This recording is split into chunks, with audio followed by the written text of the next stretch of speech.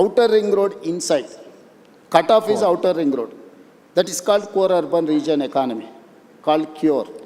ఈ 2053 స్క్వేర్ కిలోమీటర్లలో మన రాష్ట్ర జనాభాలో 40% నివసిస్తున్నారు.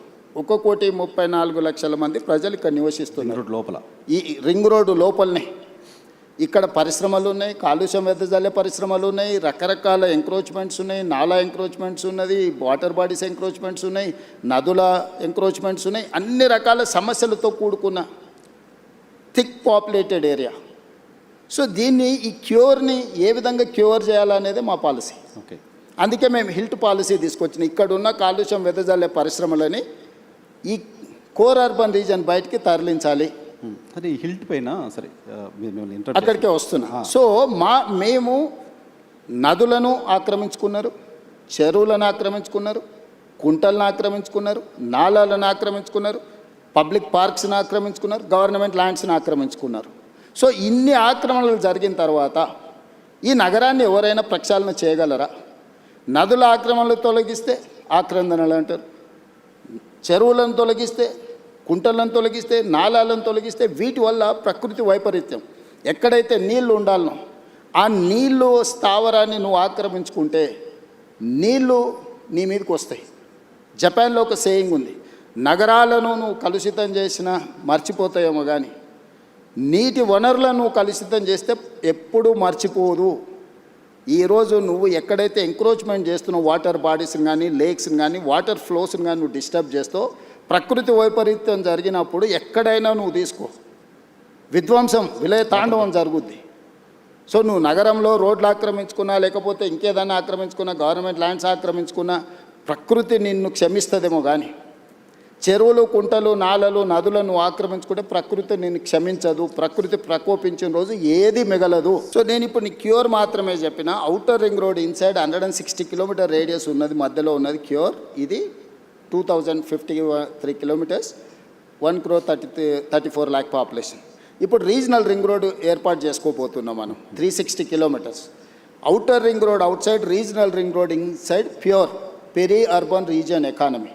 ఇక్కడ పరిశ్రమలు, ఇన్ఫ్రాస్ట్రక్చర్ క్రియేట్ చేయాలని పెట్టుకున్నాం. మేము నగరాలు నిర్మించదలుచుకున్నాం, పరిశ్రమల కోసం ఇప్పుడు ఇక్కడ నుంచి తరలించే పరిశ్రమలకు అక్కడ ఇవ్వదలుచుకున్నాం.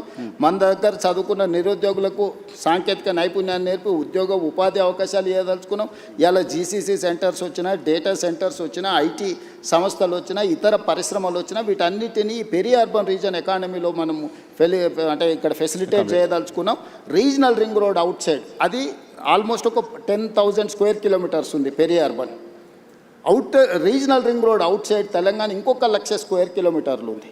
అంటే తెలంగాణ మొత్తం 1,12,000 స్క్వేర్ కిలోమీటర్లు ఉంటే 2,000 స్క్వేర్ కిలోమీటర్లు ఏమో క్యూర్ కింద తీసుకున్నాం, 10,000 స్క్వేర్ కిలోమీటర్లు ప్యూర్ కింద తీసుకున్నాం, 1,00,000 square kilometre RARE rural agricultural region economy. So కంప్లీట్గా ఒకటేమో సర్వీస్ సెక్టర్, రెండవది మ్యానుఫ్యాక్చరింగ్ సెక్టర్, మూడవది అగ్రికల్చర్ సెక్టర్. సో తెలంగాణ రాష్ట్రానికి రాబోయే 100 సంవత్సరాలకు అవసరమైన ఒక ప్రణాళికను, ఒక పాలసీ డాక్యుమెంట్ను తెలంగాణ రైజింగ్ 2047 అని ఈ దేశంలోనే మొట్టమొదటిసారి తెలంగాణ రాష్ట్రం అడాప్ట్ చేసుకున్నది. మేము ఆ పాలసీని ఎగ్జిక్యూట్ చేయడానికి ప్రయత్నం చేస్తున్నాం, రోడ్ మ్యాప్ వేస్తున్నా నేను. ఈరోజు ఫ్యూచర్ సిటీ 30,000 ఎకరాలలో ఒక కొత్త నగరాన్ని నిర్మించాలనుకుంటున్నాం. ఇప్పటివరకు ఈ దేశంలో కొత్త నగరం కోసం ఎవరైనా ఆలోచన చేసారా?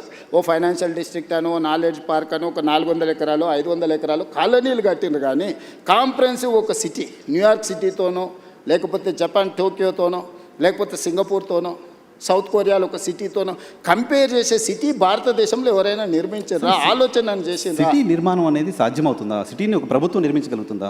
100%. మనం ట్రంక్ ఇన్ఫ్రాస్ట్రక్చర్ క్రియేట్ చేస్తే hundreds of thousands of builders are ready to construct. మనం చేయాల్సిన పని అది కాదు, మనం ట్రంక్ ఇన్ఫ్రాస్ట్రక్చర్ చేయాలి, కనెక్టివిటీ చేయాలి, మెట్రో కనెక్టివిటీ ఇవ్వు, నేషనల్ హైవేస్ ఇవ్వు, పోర్ట్ కనెక్టివిటీ ఇవ్వు, ఎయిర్పోర్ట్ కనెక్టివిటీ ఇవ్వు.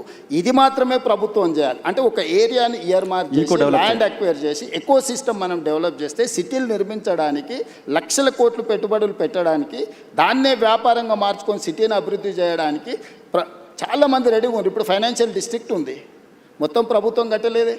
ప్రభుత్వం ఏం కట్టింది? ఇది ఫైనాన్షియల్ డిస్ట్రిక్ట్, ఇక్కడ వచ్చి పెట్టుబడి పెట్టండి అన్నారు, వాళ్ళకి ఇన్సెంటివ్స్ ఇచ్చిండ్రు. ఈరోజు 10 లక్షల మంది ఆ 1,000 ఎకరాలలో పనిచేస్తారు. ఈ పక్కనే రాయదుర్గంలో ఉన్న మీకు నాలెడ్జ్ పార్క్ ఉంది 442 acres. జస్ట్ ఆ ల్యాండ్ లేఅవుట్ వేసేస్తే వాళ్ళే ఆక్షన్లు పెట్టి మన 177 కోట్లకి ఎకరం ల్యాండ్ కొనుక్కున్నారు. వాళ్ళే ఇన్వెస్ట్మెంట్ పెడుతున్నారు, వాళ్ళే ఇన్ఫ్రాస్ట్రక్చర్ క్రియేట్ చేస్తారు, వాళ్ళే ఎంప్లాయ్మెంట్ క్రియేట్ సో చేస్తున్నారు. ఇప్పుడు మీరు ఫ్యూచర్ సిటీలో కూడా చేస్తుంది అదే అట్మాస్ఫియర్ ఫ్యూచర్ సిటీ కాదు, నేను అవుటర్ రింగ్ రోడ్ నుంచి రీజనల్ రింగ్ రోడ్ వరకు రేడియల్ రోడ్స్ కూడా డెవలప్ చేస్తున్నా. నేను ఇవాళ మన తెలంగాణ రాష్ట్రానికి సముద్రం లేదు.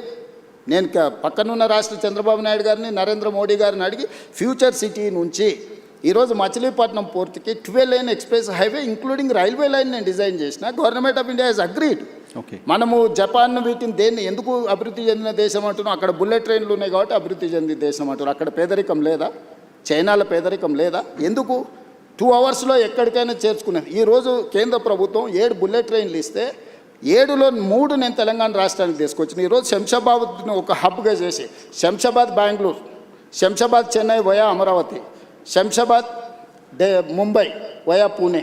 సో ఈరోజు ఇన్ని కనెక్టివిటీస్ని డెవలప్ చేయడానికి రైల్ కనెక్టివిటీ తీసుకొచ్చిన, రోడ్ కనెక్టివిటీ తీసుకొస్తున్నా. ఈరోజు నేను పోర్ట్ కనెక్టివిటీ తీసుకొస్తున్నా. ఇవన్నీ ఇన్నేళ్ళు ఎందుకు చేయలేదు? 10 ఏళ్ళు తెలంగాణ వచ్చినాక ఒక్కరోజు కూడా ఆలోచన చేయలేదే వీళ్ళు.